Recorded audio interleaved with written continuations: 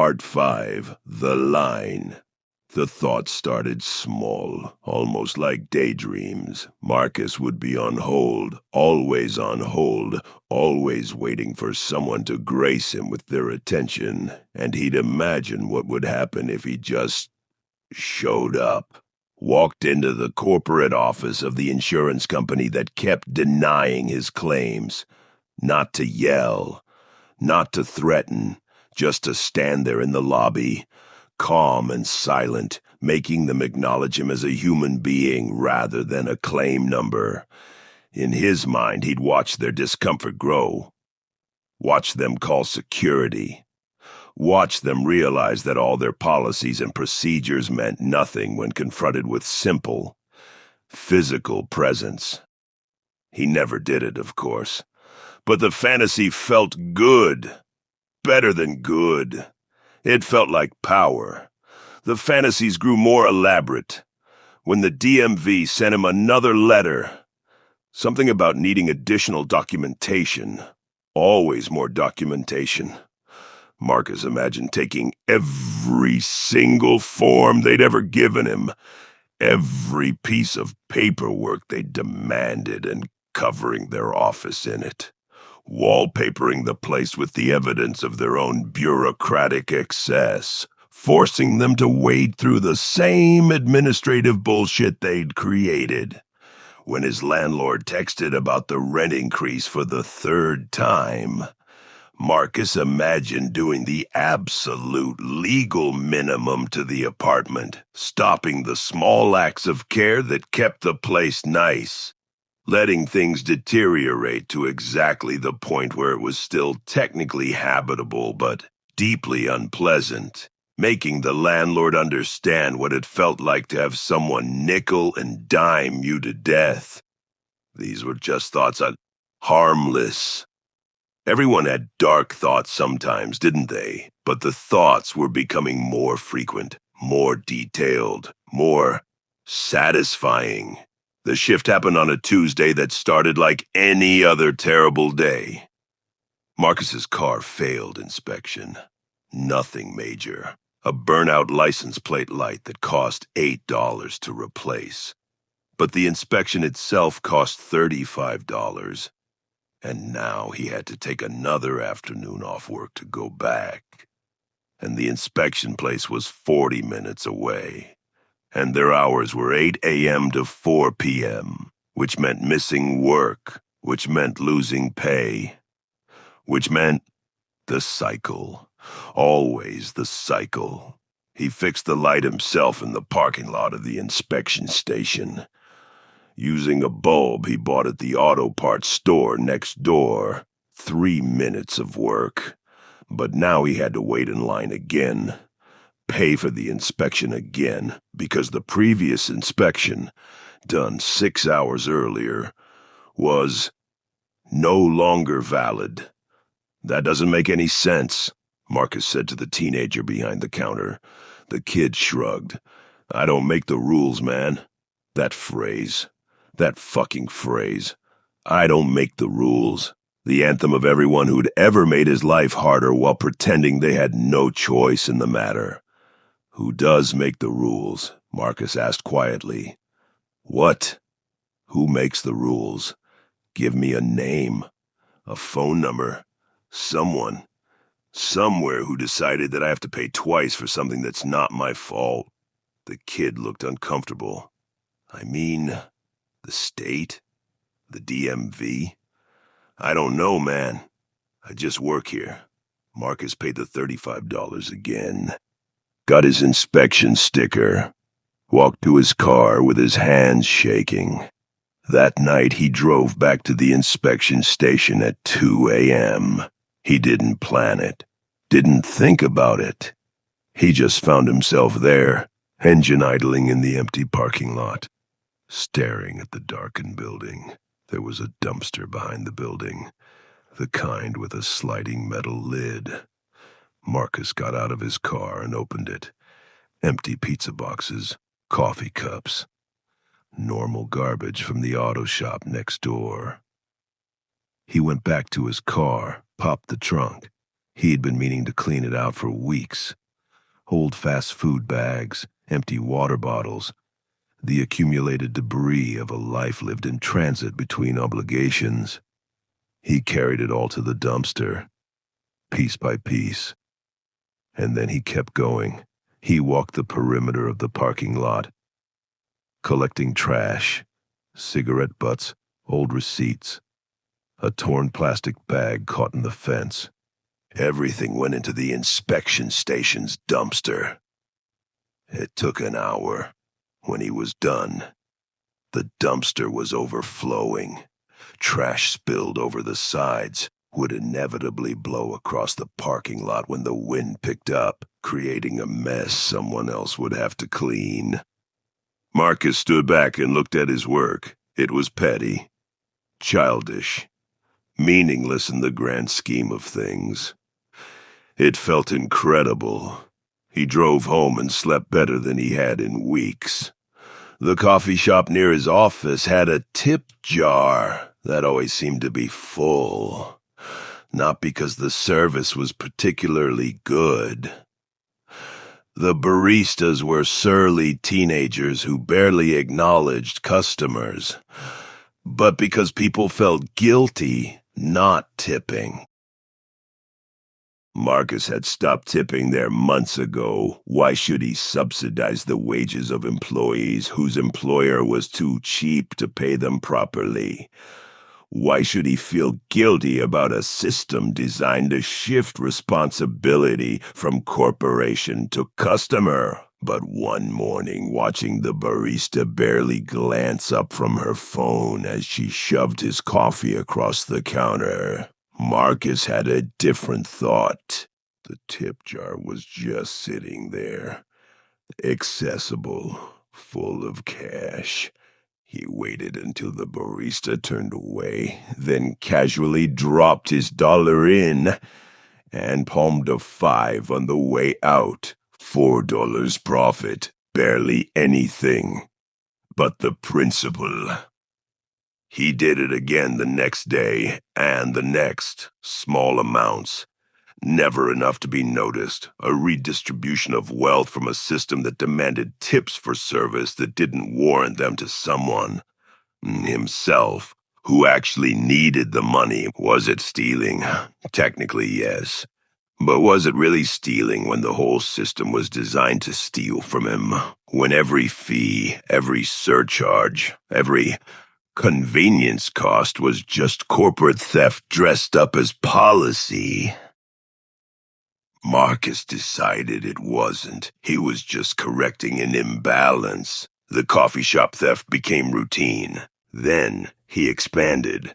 The grocery store's self-checkout had become annoyingly strict. You had to place items on the scale, wait for verification, scan the next item, wait again. It took twice as long as a regular checkout, but they'd eliminated most of the staffed lanes to force people to use the machines. Fine, if they wanted to turn customers into unpaid employees, Marcus would adjust his compensation accordingly.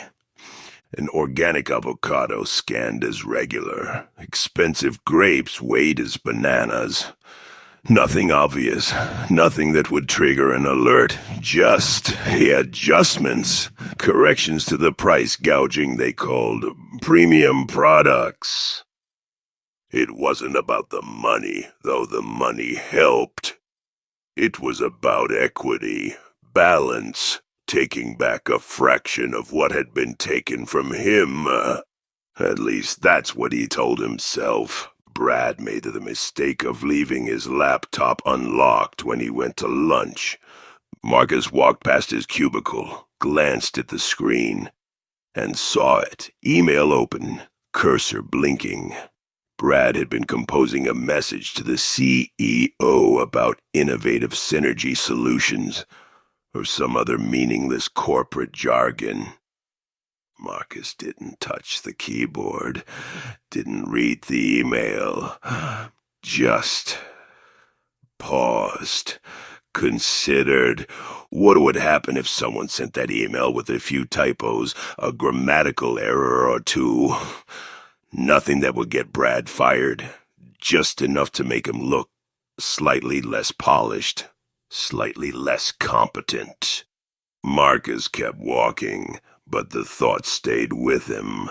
The next time Brad left his laptop unlocked, Marcus didn't hesitate. He opened Brad's calendar and moved a meeting with the senior VP back 30 minutes. Not canceled, not deleted, just adjusted. Brad would show up late, flustered, apologizing. Would look disorganized in front of someone who mattered. No one would ever know it was sabotage. These things happened all the time. Calendar glitches, syncing errors, honest mistakes. But Marcus would know. And that was enough. Stephanie from HR sent another all-staff email, this one about wellness initiatives and self-care Fridays, where employees were encouraged to take a moment to breathe and reset. Marcus stared at it.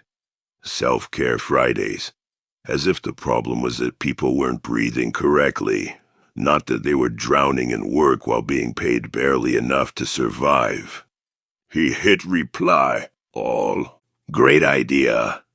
I'll use my self-care Friday to visit the several doctors I can't afford because our health insurance has a $6,000 deductible, and the local hospital isn't in our network. Because apparently healthcare is actually about corporate money gangs. Although we're told it's to improve patient healthcare. Really looking forward to resetting my bank account to 0. His finger hovered over send. The old Marcus would have deleted it, would have closed the email and gone back to work, swallowing the anger, keeping the peace. This, Marcus pressed send. The office went quiet. Marcus could feel people reading it in real time. Heard a few suppressed laughs, saw Stephanie's face go red from across the office. His phone buzzed, a message from his manager. Please come see me. Marcus smiled. He'd crossed a line. He knew it, and he didn't care. The meeting was predictable. That kind of communication isn't productive. We need to maintain professionalism. I understand you're frustrated, but... Marcus nodded along, made the appropriate apologetic noises, and walked back to his desk feeling nothing but satisfaction. They'd made him apologize, but they couldn't make him mean it. The parking garage at his apartment complex had assigned spaces. Marcus's was on the 3rd floor, near the elevator. Convenient, theoretically, except that someone in a BMW kept parking in it. He'd left notes, polite at first, then less so. Had complained to the building management. Had been told they'd look into it. Nothing changed. The BMW kept appearing in his space, forcing Marcus to park in the 5th floor and walk down 3 flights of stairs with his groceries.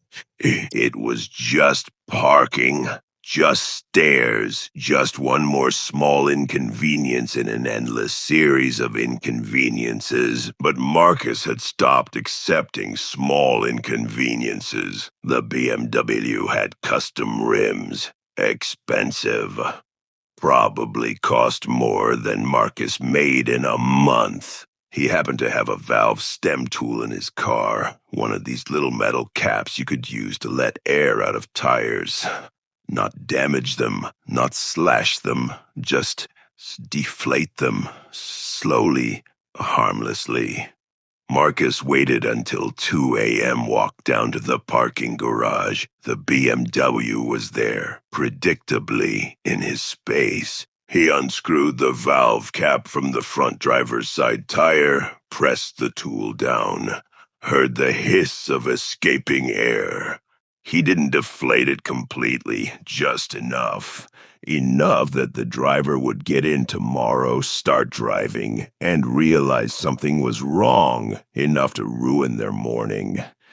Enough to make them waste time at a gas station, waste money on a tire pressure gauge, waste energy trying to figure out what happened. Marcus moved to the second tire, then the third, then the fourth. By the time he was done, all 4 tires were at 15 psi. Not flat, just low enough to be obvious. Low enough to be annoying. He walked back to his apartment, hands steady, heart calm. The next morning, walking past the BMW on his way to work, Marcus saw the owner standing there, confused. Phone to his ear, probably calling AAA or a friend, or building management. Marcus walked right past him. "Morning," he said pleasantly. The BMW owner nodded distractedly, not even registering Marcus's existence. Perfect. The thoughts were constant now. Background radiation of his mind. Every annoyance, every slight, every bureaucratic trap triggered immediate calculations. What could he do about it? How could he push back? What was the most damage he could cause while remaining invisible? The insurance company kept sending him letters. Marcus started returning them, unopened, with refused, written on the envelope. It probably did nothing. They'd just send them again. But it made their metrics worse. Made someone, somewhere, have to process a return. Added friction to their system the way they'd added friction to his life. He started leaving 1-star reviews for every business that had wronged him. Not honest reviews, strategic ones, SEO optimized to appear near the top of search results, detailed enough to seem legitimate, vague enough to be hard to dispute. When websites forced him to disable his ad blocker, he complied, then filed FTC complaints about their advertising practices. Probably nothing would come of it, but someone would have to read it, process it, waste time on it. At the grocery store, he started accidentally knocking things off shelves and aisles with no cameras. Not destruction, just displacement. A jar of pasta sauce moved to the cereal aisle.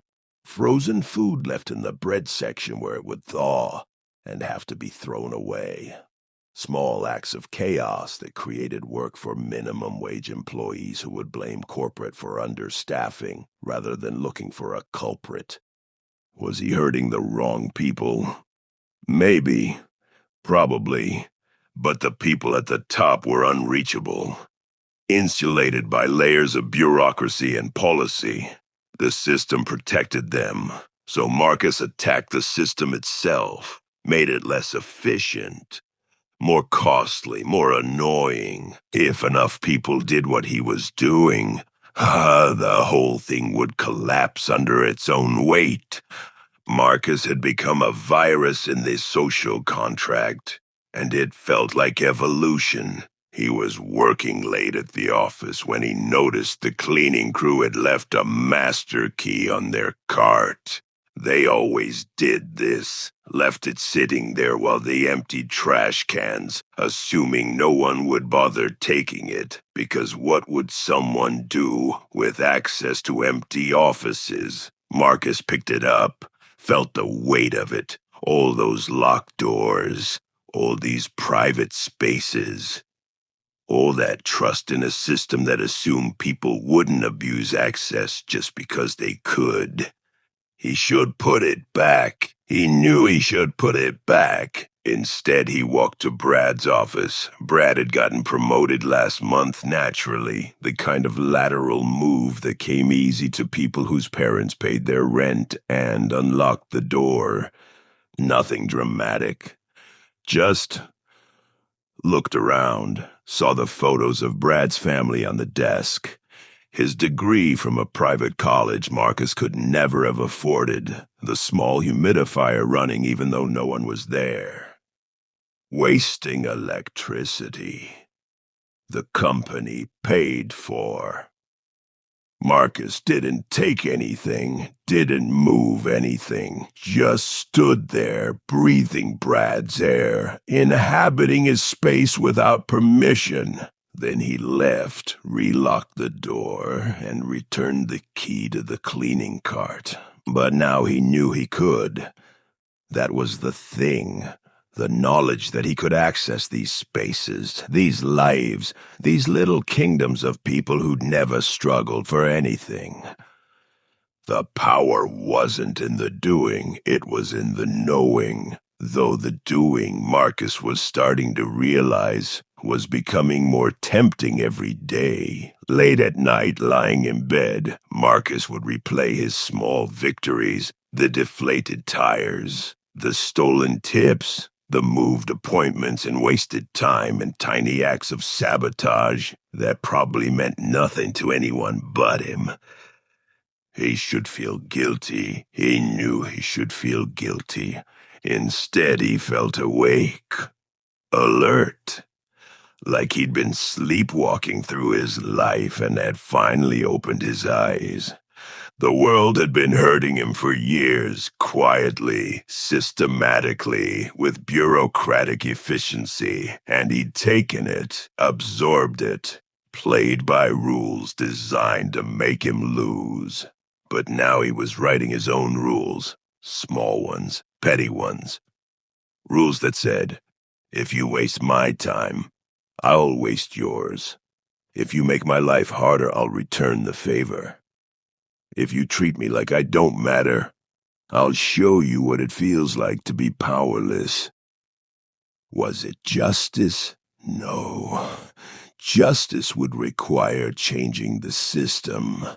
This was something smaller, something personal, revenge. And Marcus was discovering that revenge, even in its smallest forms, was incredibly addictive. The question wasn't whether he'd keep going. The question was, how far would he go before someone noticed? Before he noticed that he'd become exactly the kind of person he'd once pitied. Someone so damaged by the world that damaging it back felt like healing? But those questions were for later, for someday. For a version of Marcus who still believed the system could be fixed instead of just endured or attacked. Tonight he had other plans. He'd noticed the parking enforcement officer had a pattern. Same streets, same times, same robotic efficiency. Tomorrow, Marcus was going to follow him, watch him, learn his route, and then maybe he'd figure out something interesting to do with that information. Nothing illegal, nothing that would get him caught, just something that would make the officer's job a little harder. Something that would remind one small cog in the machine that the people he was crushing had names, had faces, had breaking points. Marcus smiled in the darkness and closed his eyes. For the first time in years, he was looking forward to tomorrow.